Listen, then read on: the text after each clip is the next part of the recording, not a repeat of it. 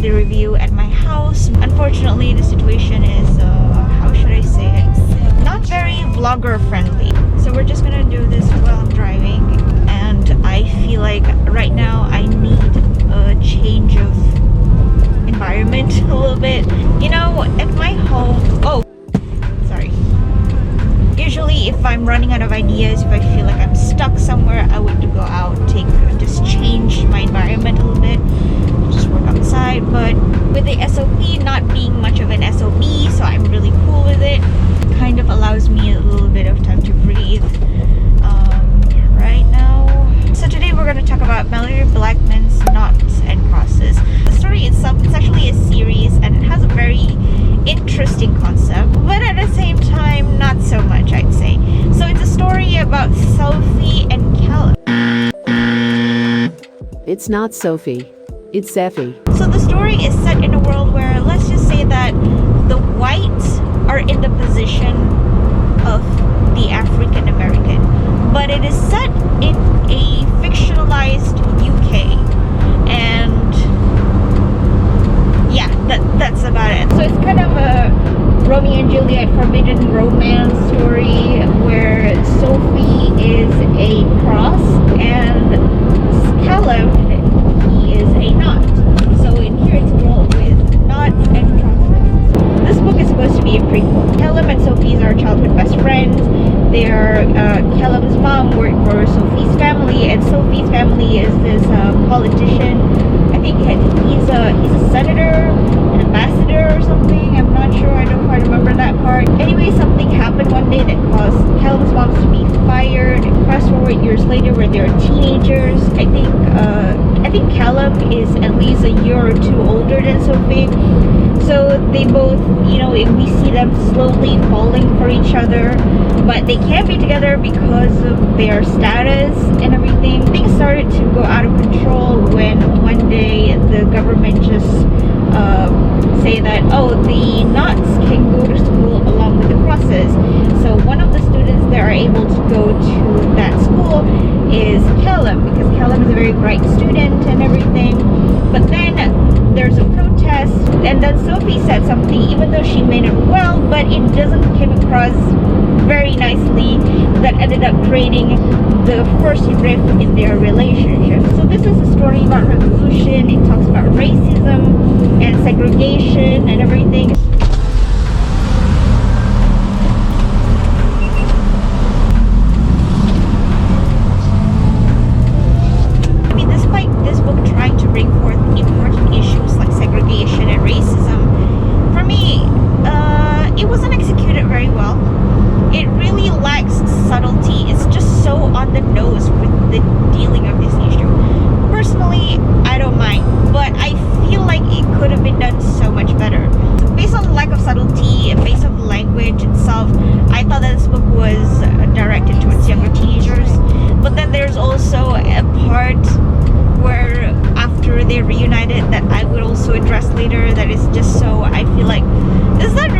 To be in there. So things start to get more and more out of control for Sophie and Callum, and even though as much as they try to hold on to that childhood innocence, that their relationship, they can't help but realize that, hey, Noughts and Crosses cannot be together.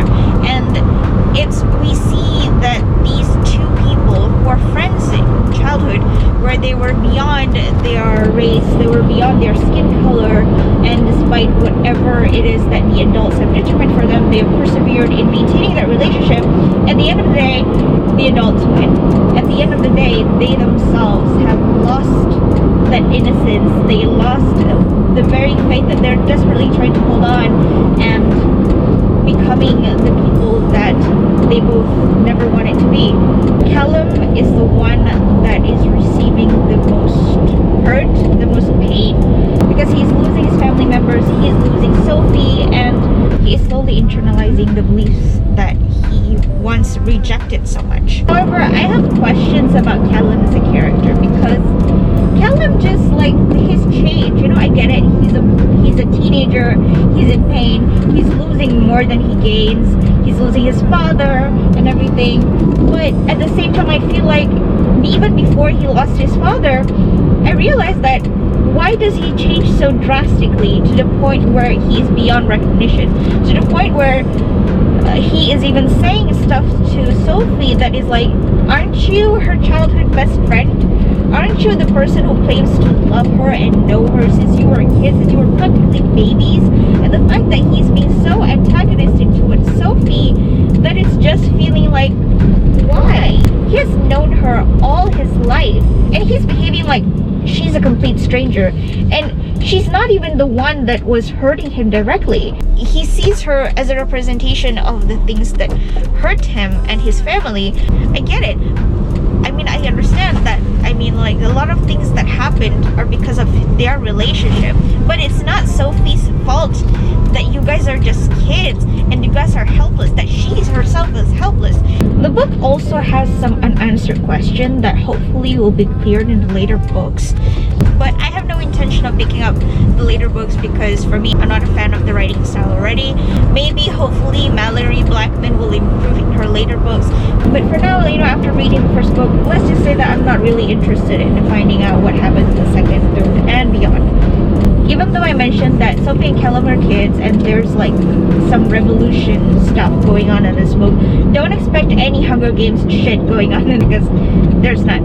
Sophie and Callum are just normal kids who got caught up in adult conflicts. That's it.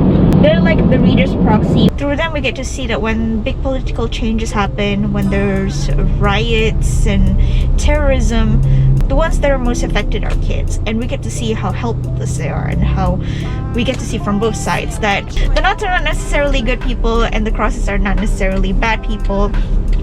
So we get to see like kind of a both sides things, and they also have this allusion to real events that's happened. I think, if I'm not mistaken, for example, like when a white woman is in a relationship with an African American man, you get to see how people are going to assume that he is sexually assaulting her, and they don't even think that the relationship could be mutual.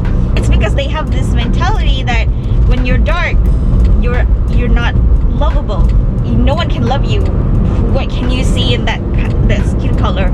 Also reminds me of Southeast Asians' fair skin obsession. I don't know why the representation on the oppressive regime is really kind of flimsy. I didn't really understand like what is the system that they're using. Are they Republicans or are they, I don't know, under a dictatorship regime? I'm not sure because it's not clear. The Noughts are just so oppressed to the point where they have absolutely zero say in anything. The only way that they can let their voices be heard is through terrorism, and I feel like, wow, shit is so bad, but at the same time I feel like this is just too flimsy. As I was editing this, I discovered that Noughts and Crosses have been made into a TV series around last year, and from the looks of it, it kind of looked decent. Better than I expected.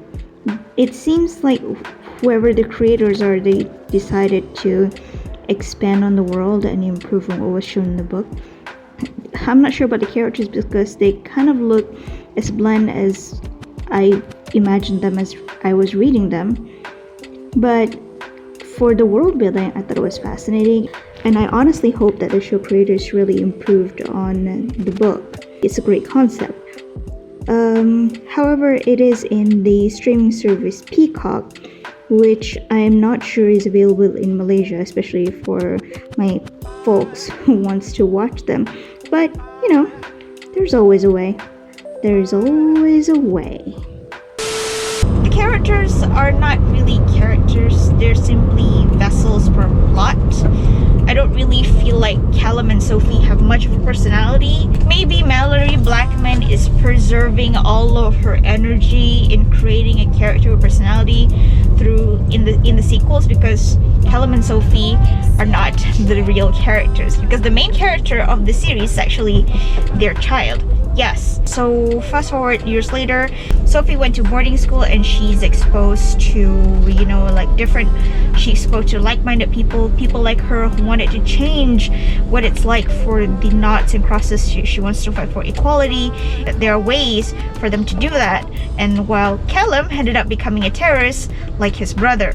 It was, again, Callum. For a guy that is so smart, he's just stupid. So anyway, as much as I want to understand it because of they're teenagers, they are young, and they're making this harsh decision, and they're not living in the best lives and everything, and things just kind of turn out that way for them. It just feels a bit like,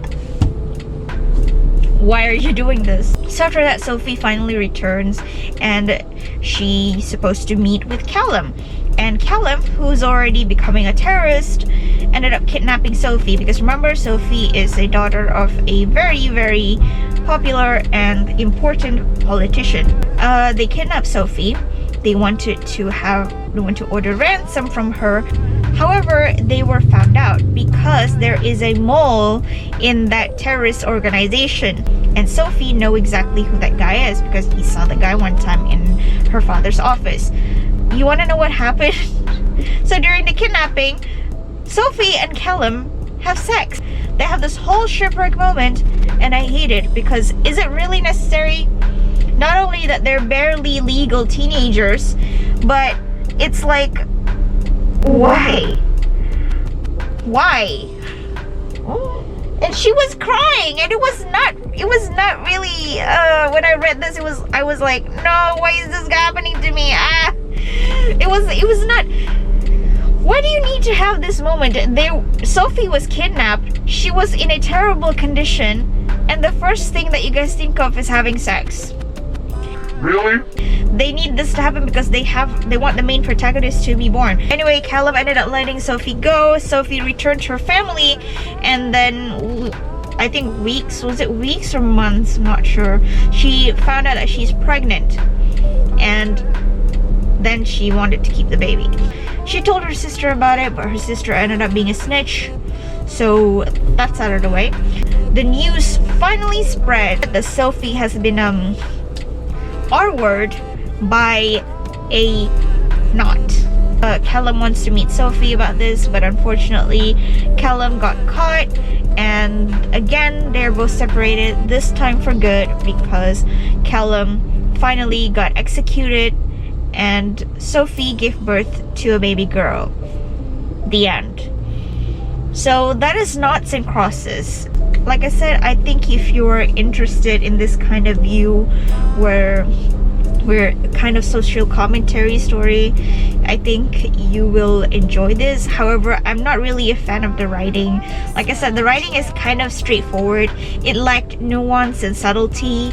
It's just I wouldn't say it's badly written.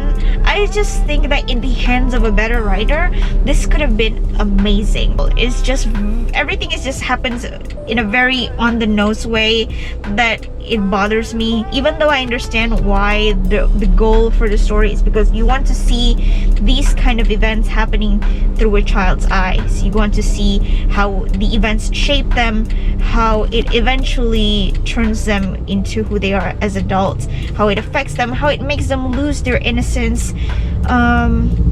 Basically, racism sucks, guys. Just don't be a racist. Thank you for coming to my TED Talk. Anyway, thank you so much for watching my video, and I hope to see you guys next time. Bye bye.